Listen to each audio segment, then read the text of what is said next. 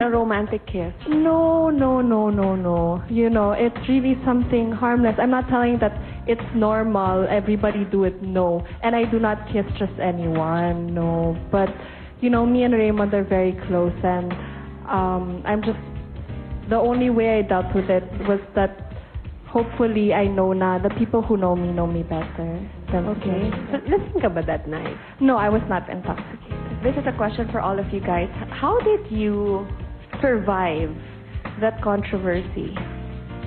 Kasi po, hindi ko naman talaga iniintindi yun eh.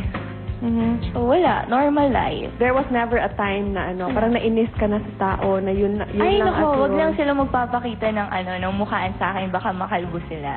Okay. So, parang sinasabi niya, te, parang kung sa mga internet lang, mga ganyan-ganyan, wala siyang pakialam, pero face-to-face, pwede. Opo. Okay. Mocha, paano mo hinandle yun? Kasi umabot pa kayo sa lawyers, and then yung mga photos na yun, kalat na kalat everywhere.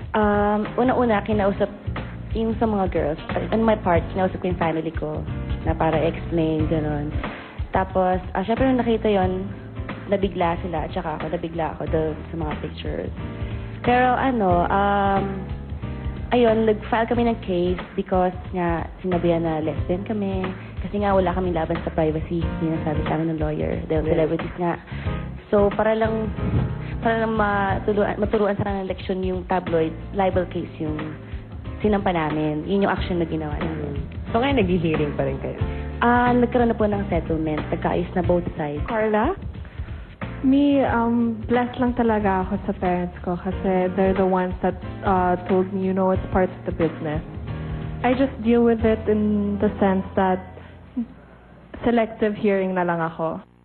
The good news is when we are in doubt, we just have to ask. So after the break, we will be with an expert and she will tell us how to handle these kinds of situations. Stay with us. When the trouble comes along, before the crazy starts to long, when something's going wrong, now whip it into shape, shape it up, get straight, go forward, move ahead, try to take it. Especially for celebrities, a good reputation that took you years to build can just disappear in a second. Hindi talaga plinano. Oo, wala lang. Yes. Kapag tripang ka lang, lagay nga natin ito dito. With the Wala internet na. as a tool. So we invited a crisis public relation practitioner to give more tips or pointers on how to handle video and internet blunders if ever you are going to be involved in one. Not that we wish that on you. Miss, welcome on the show. Public Relations Practitioner, Miss Amor Maclang. Hello. Magandang araw po. Welcome to the show, ma'am. Crisis management. How are they supposed to handle situations like that? One of the things na kailangang alalahanin nating lahat, lalo na kung unti-unti ka nagiging popular, whether you're rising star or you're already a star, sabi nga ni Lizzie, pinakamahalagang bagay dyan, protektahan mo yung reputasyon mo. Kasi your name is everything. The first thing that you need to do is align or strategize with your handlers and say, yung bang nahuli sa akin, whether it's a kissing incident or whether it's a misspoken word, consistent ba ito sa strategy na gusto kong i-portray sa sarili ko? Miss Amor, tanong ko lang, kasi siguro narinig nyo kanina yung mga moves na ginawa nila. So, tama po ba yun? Siya, dinedma niya lang, and then siya nag-file ng case, tapos siya talaga parang she feels sorry about it. So, okay ba yung ginawa? Effective ba yung ginawa nilang move? I might not be able to say whether it's right or wrong, but maybe isipin na lang natin mamaya. What I'll probably do is, I'll cite some instances and you ask yourself whether it's consistent with where you want to bring your career. Like in the case of Jen, for example, something I would have probably recommended that you do was, you know what? Gawa ka ng mas marami pang video. Diba? Precisely capitalizing on that situation. Makijam ka sa mga banda na ini-insert yung voice over mo, diba? You're exactly right. Capitalize on that.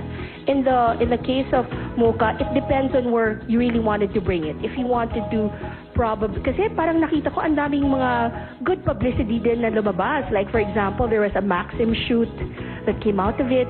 If you wanted to continue to portray yourself as a sexy chanteuse o banganda, then, diba, maybe you could have kept quiet, or maybe if you wanted to really quell it, then suing could have been the right thing to do also.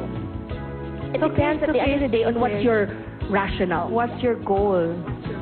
Okay, lalo na in the lalo na in the entertainment world when it's never just black or gray.